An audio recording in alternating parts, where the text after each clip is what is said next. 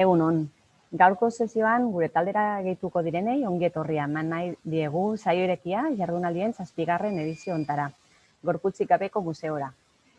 Gainerako guztiei eskerrik asko gure artean jarraitzeagatik. Os decía muy buenos días a todos y a todos y a las personas que se incorporan hoy, bienvenidas y bienvenidos a la 7ª edición de las jornadas Saio Irekia, sesión abierta, el Museo Sin Cuerpo. Y el resto, gracias por seguir ahí. Ayer en nuestras conversaciones hablábamos de la importancia de las relaciones con las personas, de personalizar los mensajes, de hablar de comunidades más que de ese concepto tan genérico que es el de públicos, y de la importancia de la mediación también en la dimensión digital. Y todo ello, la verdad, como algo básico para rediseñar el museo, para avanzar hacia un ente, como decíamos ayer, más próximo, más poroso y más flexible. Al hablar del Museo de los Vínculos, volvemos a situar la educación en el centro, como pilar central. Un espacio que genera contenidos, historias propias y múltiples formas de contarlas.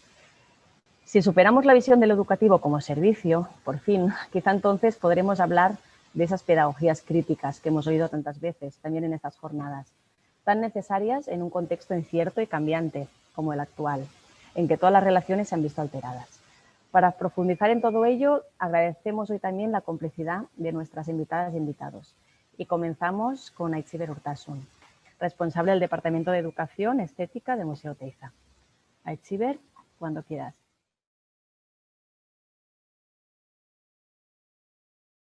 Bueno, egun on guztioi, mila esker, batez ere mila esker gonbidatzeagatik. Estoy encantada de estar aquí. He dado muchas vueltas a qué compartir con vosotras hoy. Ayer os escuchaba muy atentamente porque el ámbito técnico no es lo mío, ni el de programación, y todo esto también a mí me está llegando como educadora como una especie de tsunami, pero creo que es importante que lo afrontemos con cierta valentía. Por lo tanto, lo que hoy quiero compartir con todas vosotras viene directamente de mis propios miedos, de mi propia experiencia y de cómo estoy afrontando ahora las cosas sin, desde luego, daros ninguna respuesta a nada. Eso lo tengo claro, no os voy a dar ninguna receta ni respuestas a nada hoy, pero bueno, cuando Marta me invitó a estas jornadas y me pidió un título, yo estaba confinada y por lo tanto todo resultaba un poquito complicado. Le di un título enormemente rimbombante, pero que alberga muchísimas palabras importantes para debatir hoy. El título, como todas habéis visto, es el siguiente, el de la charla de hoy, el Museo del Futuro, que por supuesto no existe, porque el futuro no existe, básicamente no está construido, por lo tanto nuestro Museo del Futuro es el museo del presente, lo tengamos como lo tengamos. Hace una pedagogía crítica y social, importante que seamos críticas y importante que seamos críticas lo primero con nosotras mismas para poder después serlo con el entorno en el que trabajamos. Social, hablamos ayer de lo social y lo volveré a hacer hoy también, y incluía este concepto de la mirada múltiple de lo inmaterial. En este sentido, comparto un poco mis reflexiones sobre todo esto. Espero conseguirlo. ¿Veis bien en la imagen? ¿Sí? Muy bien. Perfecto.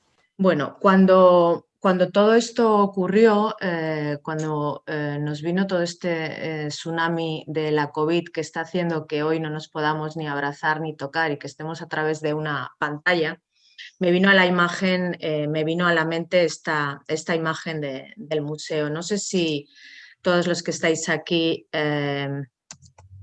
habéis... A ver si puedo pasar. No sé por qué, perdonad,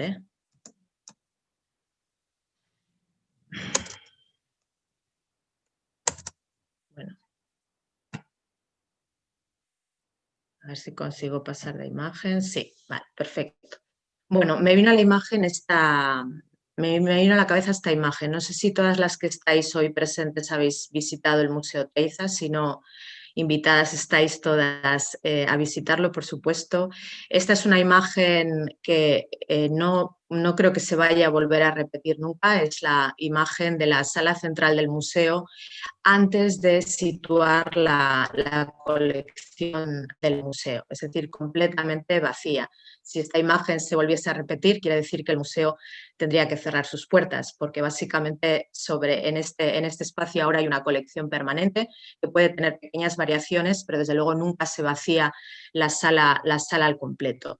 Y me parece una imagen de referencia sobre un poco todo este tsunami que estamos viviendo, ¿no? De repente nos encontramos en nuestras casas viendo qué hacíamos con museos que tenían las puertas cerradas, empezamos a sentir ese miedo de no poder programar sobre lo presencial y además no tener eso a lo que siempre nos anclamos, que es la obra física, ¿no? Que es la obra de arte de la que partimos todos.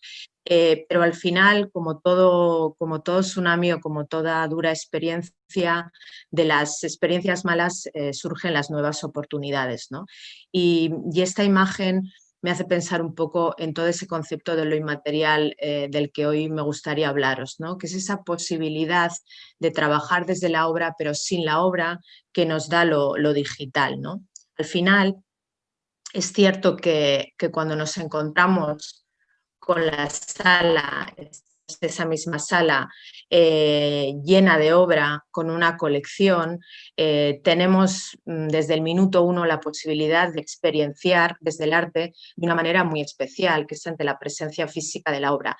Los que tienen un poquito más de temor a esto de lo digital dicen permanentemente que la experiencia presencial en un museo nunca va a poder ser sustituida por la visita digital o por la experiencia digital. Y no tiene por qué ser así, evidentemente. Aquí no estamos hablando de sustituir una idea, como decíamos, por lo digital, pero tampoco la tenemos que sobrevalorar. Es decir, una visita presencial al museo por un camino único. Es decir, la experiencia puede ser enormemente positiva, pero también puede ser enormemente frustrante. Por lo tanto, lo digital lo que va a hacer en estos momentos es permitirnos ampliar la mirada y permitirnos tener una relación con la obra mucho más abierta. Y desde educación tenemos la posibilidad de ampliar mucho más los discursos. El ámbito curatorial y el ámbito de la conservación siempre tienen mayores limitaciones, pero nosotras en educación tendríamos que tener la capacidad de multiplicar ilimitadamente nuestras miradas.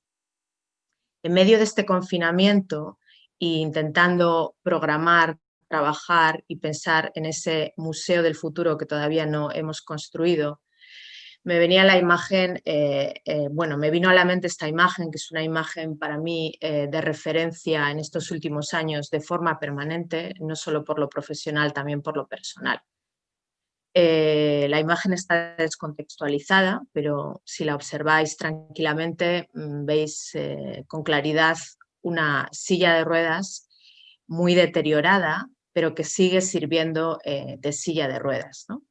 Esta es una imagen que yo tomé hace exactamente 2 años en un campo de refugiados de Lesbos y es para mí la imagen pura y dura de la resiliencia, ¿no?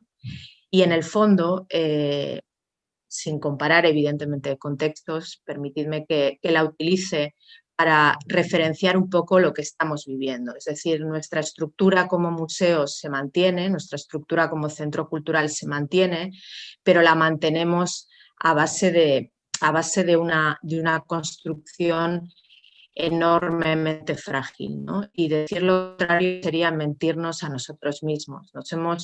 Nos hemos visto con el agua al cuello, tenemos el miedo de la falta de público, tenemos el miedo de la falta de actividad y yo creo que estamos todos en este punto, ¿no? En el sentir que tenemos todavía armazón, porque el armazón lo tenemos gracias a nuestras colecciones, pero la situación es enormemente frágil.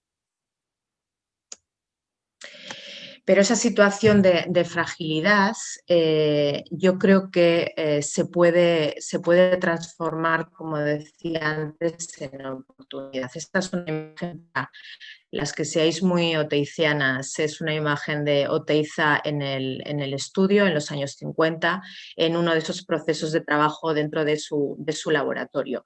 Yo tengo la sensación de que la obra de arte que exponemos en el museo, la obra sobre esas vitrinas y esas peanas tan maravillosas, limitan mucho la narración de la propia obra. Es decir, que al final tanto la educadora como el conservador, la conservadora o los curadores se tienen que limitar a un discurso de la obra final, del punto final. Y hemos perdido todo lo que ocurría antes de esa obra que está en el museo, que es el proceso, que es este momento, ¿no?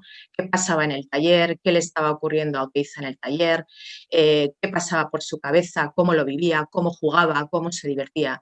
Y creo que el escenario de lo digital nos puede permitir volver a esto, es decir, al no tener ese encaje permanente con la obra física de la sala, podemos volver a los procesos, podemos ampliar las narraciones, podemos hablar de lo que ocurría antes, podemos hablar de lo que puede ocurrir después, es decir, tenemos muchísimo más margen de maniobra a la hora de narrar, a la hora de contar y a la hora de experienciar. Esta es una cita de Oteiza que yo he repetido en muchas ocasiones. Escribió él en los 60, la historia de la escultura la hace un solo escultor que cambia de nombre. La escultura de hoy quiere tener demasiados nombres, distintos e importantes a la vez. Pienso así, pues creo que es la estatua la que hace al hombre y no el escultor a la estatua. Os comparto esta cita con vosotros porque creo que también tenemos que salir de ese contexto de lo nominal, ¿no? De el museo con un nombre, la colección con un nombre, el artista con un nombre, y ser conscientes de que lo que tenemos que hacer es experienciar a través del arte, con independencia del nombre, con independencia del museo en sí mismo. Es decir, que la obra sea una herramienta, no sea el objetivo a narrar. Volver otra vez a intentar, como os comentaba al principio, desacralizar la obra de arte, desacralizar la colección, desacralizar lo físico para acercarnos a la narración inmaterial. Esta es una imagen que me apetecía compartir con vosotros porque es una imagen de este año, de una semana justo antes del confinamiento. Fijaros todo lo que cuenta esta imagen. Es un grupo de chavales en una de tantas visitas que habréis visto en museos y que muchas realizaréis también como parte de vuestro trabajo. En ese momento en el que la educadora está contando una historia, está narrando una historia, esta niña lanza su mirada hacia otro punto diferente. No sé lo que está pasando por la cabeza de esta niña, no sé qué es lo que ha llamado su atención, pero lo que sí sé es que esta niña está en otra narración distinta a la del resto de sus compañeros. Y en esto tenemos que poner el punto de mira, es decir, en las micronarraciones, intentar ampliar los contextos e intentar observar lo que ocurre también a nuestro alrededor. Y en eso, insisto, lo digital nos da una oportunidad. El objeto de mis sueños es simple, decía Remy Shaw, diría incluso que trivial. El objeto de mis sueños es el lugar que afirma la obra del hombre tal como la concebimos hoy. Me recupero las palabras de Shaw porque para mí es importante que comprendamos el concebimos hoy, es decir, todo lo que tratemos desde el arte es contemporáneo, toda la obra de arte con la que trabajemos, con independencia de su contexto histórico, es contemporánea. ¿Por qué? Porque vive en nuestro presente y por lo tanto es importante también que incluyamos ese presente en nuestras narraciones, es decir, que incluyamos al público. No podemos hacer que el público viva desde su presente una obra a través del pasado, es decir, tenemos que introducirla en nuestro propio presente. Tenemos que ver más allá de la obra, tenemos que atravesar la obra y observar quién está observando la obra, observar qué está ocurriendo en esa persona y volver a retomar el discurso desde lo que está ocurriendo en esa persona, que es el presente. Y todo lo que os estoy contando de una manera muy acelerada, porque no tengo vuestras miradas y yo me pierdo un poco con el ordenador, se podría resumir en esta cita de Eulalia Bosch. Incluyo esta cita que forma parte de un libro maravilloso que os recomiendo, que se titula ¿Quién educa a quién? Y cuenta Eulalia Bosch, tenía la mirada perdida en la página que su madre le estaba leyendo, cuando de improviso preguntó, mamá, ¿tú qué miras, lo blanco o lo negro? Creo que por mucho que digamos que estamos ampliando la mirada y creando pedagogías muy críticas, incluyendo a los públicos, nos queda todavía mucho camino por hacer, nos queda mucho camino hasta llegar a lo blanco. Seguimos mirando lo negro, permanentemente lo negro. Y lo digital, como os comentaba, nos da la oportunidad de abrir ese abanico. Comentaba ayer, creo que fue Rosa, que los dos ejes centrales de cualquier museo son la colección y su público. Estoy completamente de acuerdo con ello. El problema presente, creo, es que la colección tiene demasiado peso en nuestros discursos y el público es un público mudo, es un público como si en estos momentos le silenciásemos el micrófono, participa muy poco de nuestras narraciones. Por lo tanto, lo que tenemos es que intentar alejar un poco la colección del público, ver lo que ocurre en el medio y volver a intentar unirles. Es decir, tenemos que volver a conectar con los públicos. Me parece que por mucho que insistamos en que el arte desde los museos y la educación artística es importante, tenemos que ser honestas con nosotras mismas y admitir que el arte y la educación desde el arte sigue siendo enormemente minoritaria como opción en nuestra sociedad. Tenemos muy poco porcentaje de público en los museos. Quitamos a ese público escolar, que es un público cautivo, es decir, viene porque les obligan a venir, tenemos un porcentaje bajísimo de público, tenemos un porcentaje muy bajo de sociedad que está verdaderamente conectada con nosotros. Y creo que no están conectados con nosotros básicamente porque seguimos mirando lo negro, seguimos permanentemente intelectualizando los discursos, intelectualizando las propuestas curatoriales. Y eso hace que el público, la calle, por decirlo de alguna manera, no sienta que el museo es su espacio, forma parte de su propia vida. Y en ese sentido, en ese punto en el que tenemos que darnos la mano, tenemos que abrazarnos, tenemos que conectar con el público, aparece la mediación y aparece la educación, llamarla como queráis. Yo no soy muy partidaria del término mediación, pero entiendo que se utiliza permanentemente en estos momentos. Creo que tenemos que intentar aprender a acercarnos más a la sociedad y para eso necesitamos ser un poco más humildes y rebajar de intelectualidad nuestros propios discursos. Porque es verdad que ya hemos insertado en nuestro ADN el concepto públicos, ya prácticamente nadie habla de público, todos hablamos de públicos. Pero ¿qué quiere decir públicos? Cuando hablamos de públicos, lo que hacemos es hablar de escolares, es hablar de adolescentes, es hablar de público adulto y es hablar de tercera edad.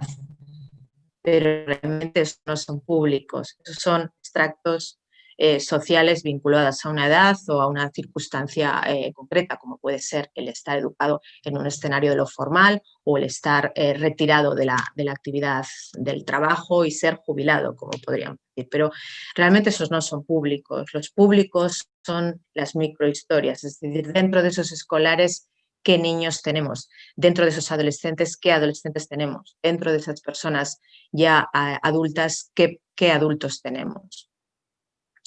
Es decir, lo que tendríamos que volvernos a plantear, y creo que cada vez nos estábamos alejando más de ello, pero este es un buen momento para volver a replantearlo, es que no tenemos que ser simplemente mediadores o mediadoras, tenemos que ser activadoras, tenemos que generar preguntas y tenemos que volver a conectar con una sociedad y pensar qué está ocurriendo en nuestra sociedad. Ahora estamos ante este tsunami que es la COVID.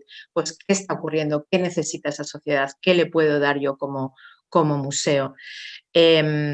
Recuerdo que cuando yo empecé a trabajar en educación, yo trabajé durante muchos años en el Departamento de Educación del Guggenheim de Bilbao, espero que mi jefa o mi exjefa no esté escuchando esta charla.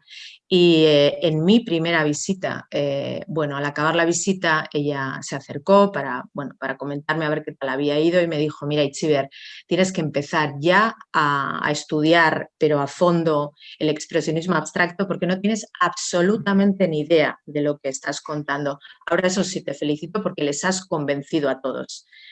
En ese momento, evidentemente, muy jovencita, me pareció todo un triunfo, pero realmente es lo contrario a lo que tendría que ser. Y muchas veces nos olvidamos de eso. Desde la educación intentamos convencer, intentamos mediar, porque en eso consiste la mediación, es una forma de trato para poder conseguir convencer de algo, ¿no? Y no tenemos que convencer de nada, no tenemos que acercar nuestra creencia a la creencia del otro, lo que tenemos que hacer es activarle, es generarle preguntas y si le molestamos, si le enfadamos y si le sacamos una sonrisa, le sacamos una sonrisa, pero no tenemos que convencer, no estamos generando un trato, tendríamos que tener un papel mucho más sutil y sobre todo, insisto, tenemos que activar. Está muy dicho, ya sé, esto de que al museo del museo no hay que salir con respuestas, hay que salir con preguntas, pero va más allá de salir con preguntas. No es únicamente la necesidad de activar no es simplemente querer que la persona salga con necesidad de conocer más. Lo importante es que la persona salga diferente en todos los sentidos de la palabra.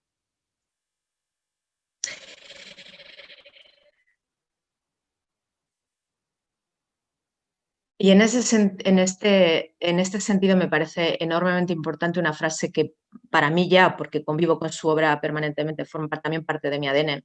Es esta frase que Oteiza escribió en los años 70, la obra de arte no educa, la obra de arte es una herramienta espiritual para servirnos de ella. Y una herramienta, una máquina, no educan. Hay una educación, sí, para servirnos de la herramienta. Si sustituimos el término espiritual por social, la obra de arte es una herramienta social, creo que podríamos llegar al punto en el que deberíamos estar en estos momentos y seguir trabajando. Es decir, realizar una educación social, una educación que nos acerque de nuevo a la calle y que haga que la calle sienta que el museo también es calle, que el museo también forma parte de ellos. Es decir, esto que comentaba Remisau, el lugar de la obra y del hombre es público. ¿Por qué? La obra no está hecha para un individuo concreto. La percepción de la obra no está reservada a una única persona privilegiada. Insisto sobre este tema porque creo que todos tenemos claro que la educación es el engranaje que permite unir museo con sociedad, pero a mí me preocupa enormemente cómo se están desarrollando los discursos en educación artística de los museos, porque siento o veo o percibo, pero puedo estar completamente equivocada, que vamos cada vez a una mayor intelectualización de los discursos. Es decir, cuando el ámbito de la conservación y el ámbito curatorial siempre se han vestido con la chaqueta de la intelectualización, siempre se ha dicho cuanto más complicado sea el texto de introducción de una exposición, mejor es la exposición, ¿no? Parece cuanto menos entendamos sobre el texto, mejor será la exposición.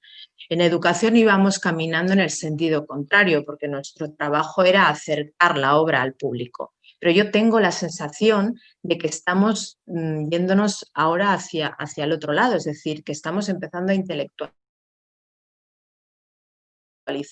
muchísimo. Creo que en parte es porque no sé si de forma consciente o de forma inconsciente estamos intentando como situar el ámbito de la educación, siempre muy maltratado por los museos, por los equipos directivos, por las administraciones, etcétera, lo estamos intentando acaparar, lo estamos intentando poner en el mismo nivel que el ámbito curatorial y que el ámbito de la conservación. Y es que están al mismo nivel, evidentemente, todos nos necesitamos, pero complicando el discurso, haciéndolo de nuevo privilegiado, no vamos a conseguir nada, todo lo contrario, vamos a ir hacia atrás, ¿no? Vamos a dar la espalda a lo que verdaderamente es importante, que son los públicos.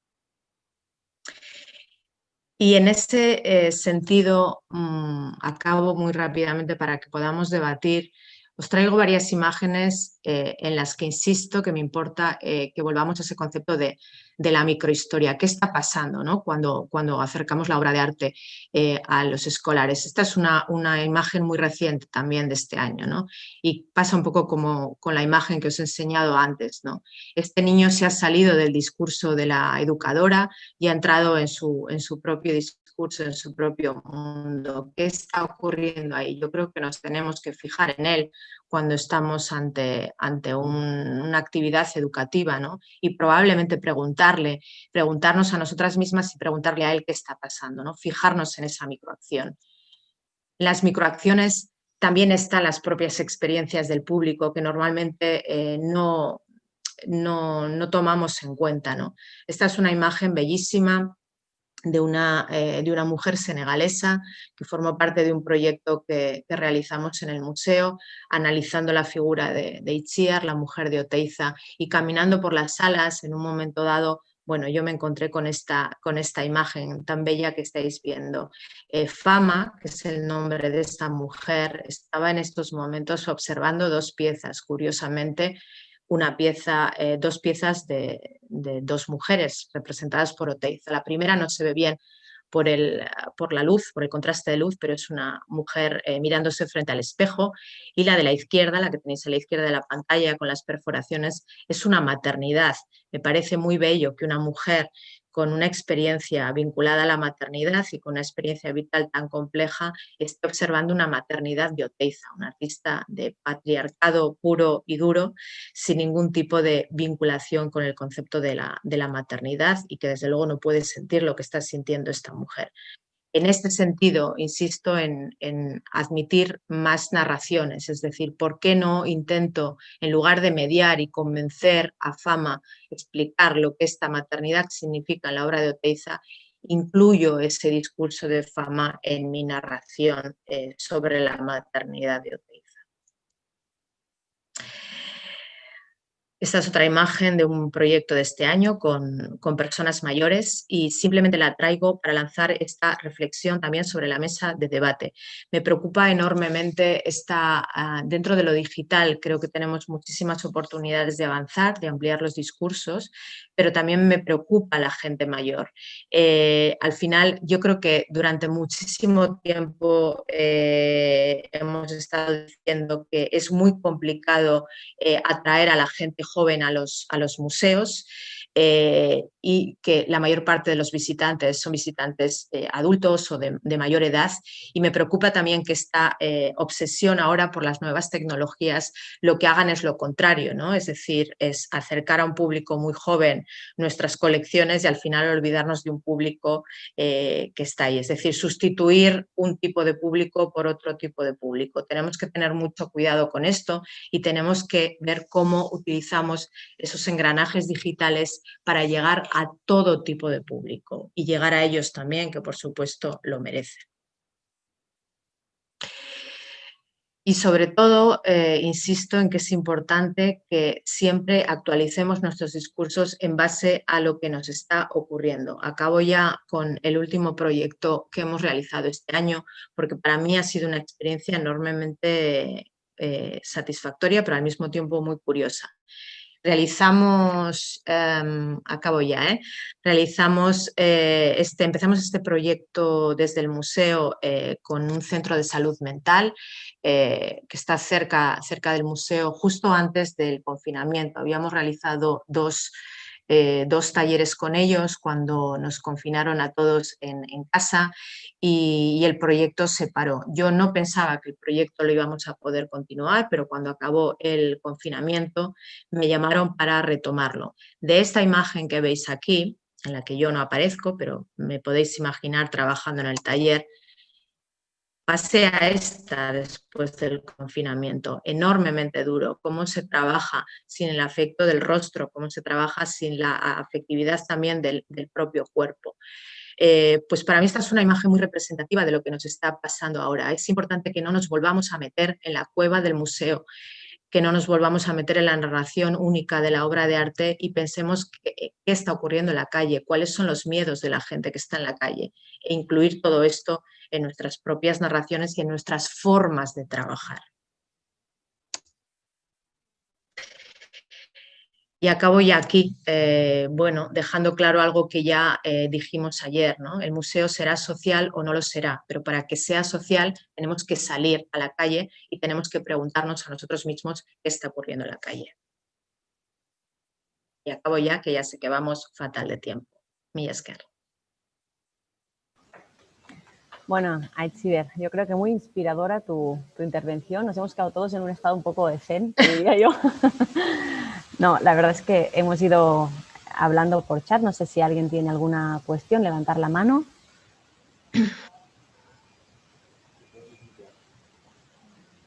En YouTube también me comentan que nos van a trasladar algunas cuestiones. Perfecto. Para aportar. Yo no he podido leer el chat, lo siento, lo estoy leyendo ahora. Tranquila. Estábamos hablando de... Uy, yo me escucho amplificada. Perdonad, ahora. Hablábamos un poco en la medida que ibas tú hablando de ese concepto de público, que parece que yo decía, ¿no? Parece que es como, nos hemos inventado un concepto que está ahí esperando el público y bueno, apuntaban otras personas del chat que teníamos que hablar en plural de públicos, que cada uno es distinto, que la realidad de cada persona es distinta y que por supuesto para incluir al otro en la narración pues tienes que escuchar, tienes que preguntar, tienes que humanizar esa relación desde el principio. Claro, yo entiendo que es difícil cuando hablamos de multiplicar las miradas, de prestar más atención a los públicos, ¿no? Y dentro de los niños a los niños, dentro de los adultos a los adultos. Es decir, multiplicarlos es complicado porque las horas de trabajo que tenemos son las que tenemos, los recursos que tenemos son los que tenemos, pero yo creo que en ese sentido sí que la actividad digital nos va a permitir llegar a más públicos, ¿no? Y compartir, como comentábamos ayer, es decir, que también opinen, que muestren lo que están sintiendo, lo que están viviendo. Creo que tenemos más margen de maniobra ahí. Has comentado al principio de, bueno, yo voy a ir comentando cosas, si alguien se quiere añadir, se lo agradezco también. Has comentado, ¿no? El intentar no trasladar la experiencia física a la experiencia digital, sino que no se trata de eso, de sustituir, intentar que lo virtual sea tan mágico quizá como lo presencial, sino que a lo mejor tenemos que situarnos en crear otra cosa. Tenemos la complementaria que suma, tú lo has comentado, suma, ¿no? O sea, tenemos una experiencia física y luego vamos a crear otra experiencia que sea digital. Claro, y luego también estamos hablando siempre de públicos, ¿no? En plural, diversidad de público, y como diversidad de público también los públicos tienen diferentes necesidades. No todo el mundo, para tener ciertas experiencias, necesita la obra de arte física, ¿no? ¿Por qué? Porque estamos permanentemente sacralizando la obra de arte física. Vuelvo a ese concepto de Oteiza que me parece enormemente interesante, ¿no? La obra de arte como herramienta. No sé, estamos ahora todos en este mare magnum de reuniones y de charlas y de jornadas online, ¿no? Y al principio yo pensaba, qué horror, ¿no? No nos podemos juntar, no podernos ver físicamente. Pues hay gente que está encantada porque para ellos estar detrás de la pantalla del ordenador es una forma diferente, más relajada de tomar contacto con distintas realidades. Pues también lo puede ser la obra de arte, ¿no? No para todos tiene que ser una experiencia excepcional estar delante de la obra física. Puede que no necesiten eso, ¿no? Puede que con otra forma de experienciar la obra también se sientan satisfechos y encuentren caminos, ¿no? Sí, muy de acuerdo. Y al final, partiendo de una obra física, puede derivar a otras muchas experiencias, ¿no? De otro tipo, ¿no? Sonoras, bueno, no sé, mucho otro tipo de experiencias. Yo también comentarte que quizá para conseguir todo eso que estabas hablando, ¿no? Quizá de las personas de educación tenemos que, yo creo que hace tiempo que lo estamos intentando, pero bueno, todavía te encuentras ir a algún museo y que estás ahí como un sujeto pasivo escuchando la visita guiada, ¿no? Entonces quizá tendríamos que superar esa visión de la educación como un servicio que ofrezco una oferta que es una visita guiada, sino que tendríamos que plantearnos que sea un diálogo, otro tipo de formatos, experimentar y a ver qué pasa, ¿no? Cuando yo pregunto, oye, ¿y aquí tú qué es lo que estás viendo? No te lo voy a contar yo, ¿Tú qué ves? Y a partir de ahí empiezo a hablar contigo, ¿no? Sí, vamos a ser claros también. Yo creo que tenemos que ser honestas con nosotras mismas y saber que al final, cuando trabajamos en un museo, tampoco nuestra actividad depende al 100% de nosotras. Es lo que yo os Ya. comentaba, ¿no? Estás en una sala con una serie de medidas muy rigurosas. En los centros de arte igual es menos complicado, es una obra actual y con espacios un poco más grandes en muchas ocasiones. Pero en los museos como tal, al final, dependemos de unas instrucciones muy marcadas, ¿no? Y es muy complicado trabajar en salas con libertad. Como digo yo, te están permanentemente echando la bronca por todo, ¿no? Si te apoyas, si te sientas y si te echan la bronca como público, pues en educación te pasa lo mismo. Pero hay que buscar nuevas fórmulas. También es muy importante, algo de lo que yo no he hablado aquí, pero yo lo practico en el museo y creo que muchas también lo hacemos, es invadir los espacios intermedios del museo, ¿no? Cuando hablábamos cuando os planteaba esa cita de Eulalia Bosch de qué miras, lo blanco, lo negro, también muchas veces cuando articulamos actividades en los propios museos nos centramos en desarrollar la actividad en las salas, pero los museos tienen pasillos, tienen escaleras, tienen ascensores, tienen patios, tienen baños. Tenemos un espacio físico ahí que lo tenemos que hacer nuestro, ¿no? Que lo tenemos que invadir, tenemos que ir ganando terreno también. No centrarnos en trabajo en el taller, voy a la sala, vuelvo al taller, trabajo en el taller, vuelvo a la sala, que es lo que generalmente hacemos, ¿no? Tenemos que ganar espacio, tenemos que ser un poco invasivas, ¿no? Sí, comentabas micronarraciones y microespacios también, ¿no? Lo que estás comentando en el museo. Mira, te quieren felicitar a través del chat, Mónica. Yo quiero felicitarte por la charla tan interesante y tan conmovedora, bañada por el espíritu oteizano. Gracias. Yo creo que Mil todos nos gracias, hemos quedado Mónica. con esa sensación. Mil gracias. Os he puesto un par de fotos solo del proyecto de salud mental de este año. Hacemos muchos proyectos sociales en el museo y de verdad que no os lo puedo transmitir, pero ha sido enormemente emocionante por lo que os decía, ¿no? Porque ha habido un pre-COVID y un post-COVID y cuando yo volví a ese proyecto, ellos seguían confinados, es decir, que la única visita externa que tenían era el taller que realizábamos, porque ni siquiera sus familiares podían entrar a visitarles, ¿no? Porque es una clínica que no ha tenido hasta ese momento. Después han tenido casos positivos. Por lo tanto, imaginar lo emocionante para ellos que era que Oteiza entrase en esa clínica, ¿no? Pues eso lo tenemos que trabajar. Me parece muy importante también, algo que no he comentado, es que visibilicemos todos esos proyectos, lo hablemos, compartamos esas fotos, todo eso que ocurre en el taller, en esos espacios sociales, porque también es una forma de convencer, y aquí sí que quiero convencer, a la sociedad en general, y dentro de la sociedad están las administraciones locales, las provinciales, está todo el ámbito político, convencerles de que el museo sí puede formar parte de esa sociedad. Por eso es muy importante visibilizar los proyectos educativos de los museos, enormemente importante. Te comentan por el chat Miriam González, efectivamente Aichiver, no sé si lo ves tú. Sí, ahora lo estoy viendo. Mira, a menudo lo tienes ahí, utilizamos discursos idealistas cuando hablamos de las prácticas educativas en museos sin admitir que en muchos entornos no gozamos de total libertad. Sí, es algo que de verdad me preocupa. Yo diferencio contextos, es decir, si tengo que escribir un texto, puedo intelectualizar más mi narración y mi discurso, pero ocurre un poco lo que comentaba ayer en los congresos de museos, ¿no? Que todo el mundo te cuenta las excelencias, pero nadie te cuenta lo que ocurre en la cocina, ¿no? Cuántas veces se han caído, qué ha pasado. Me parece que es importante que compartamos los momentos malos, lo que nos ocurre y los fallos que hemos tenido, y también me parece que es importante que no caigamos en el error de intelectualizar todo el rato los discursos con palabras excesivamente rimbombantes, ¿no? Porque no es nuestra labor, creo que no es nuestro escenario, aunque luego cada uno a nivel individual seamos capaces de intelectualizar hasta donde queramos. Hablabas también del concepto de resiliencia, ¿no? Me parece que todos hemos estado ahí, o seguimos ahí. Y ya de ahí a algo práctico, ¿cómo estáis afrontando desde el museo bueno, pues las relaciones con lo educativo, con la comunidad educativa, con los escolares.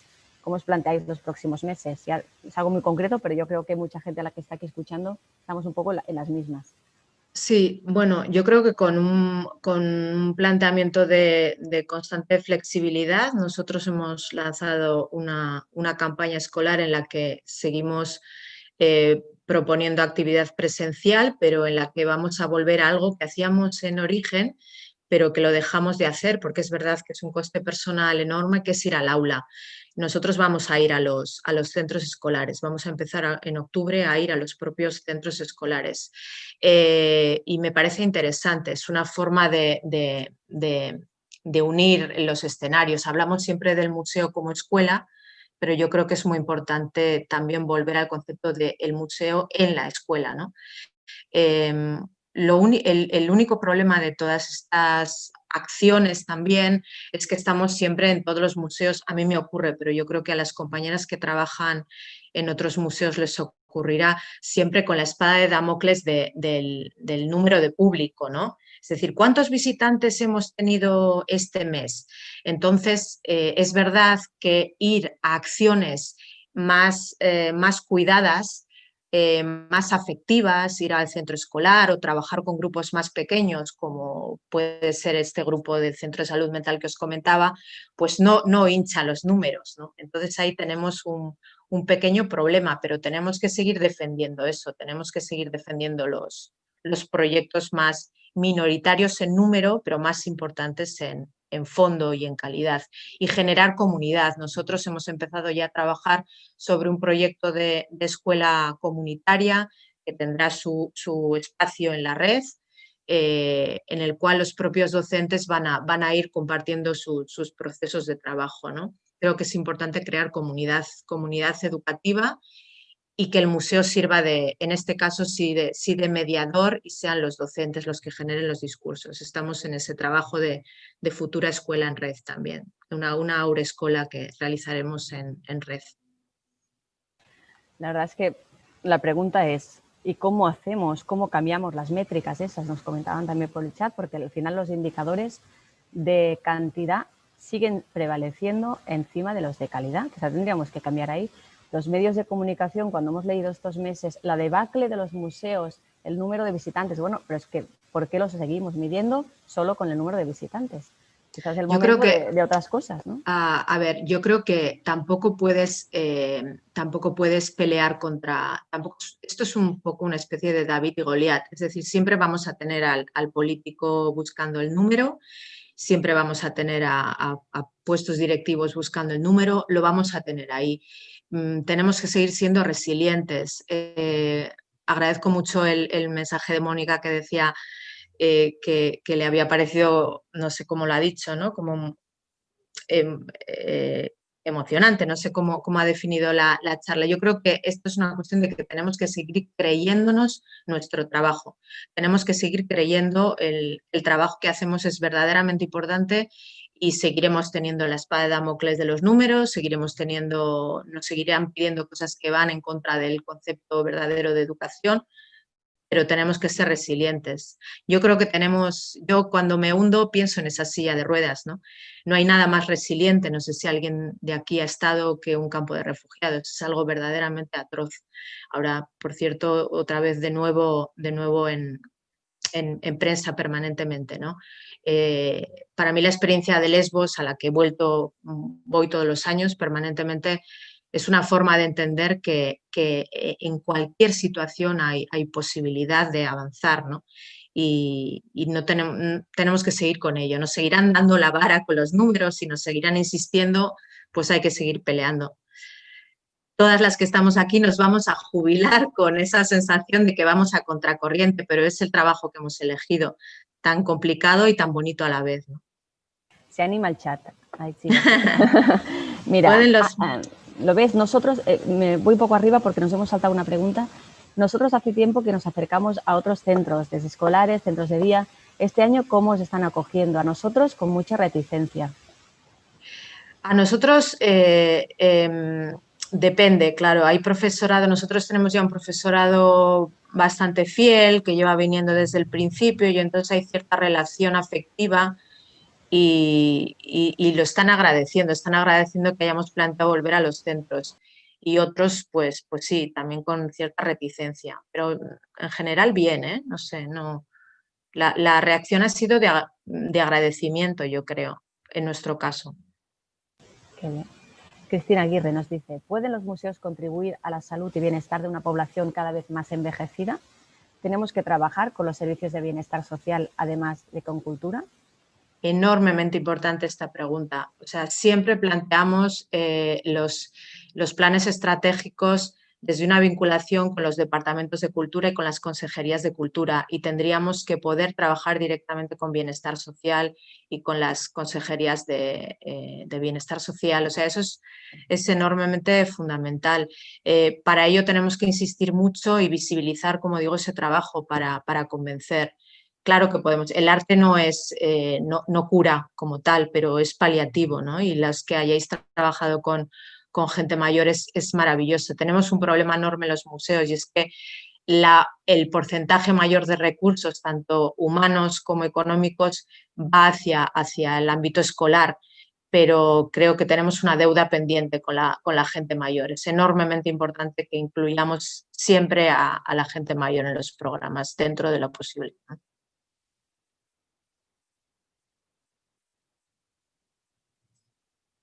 Marta se ha ido.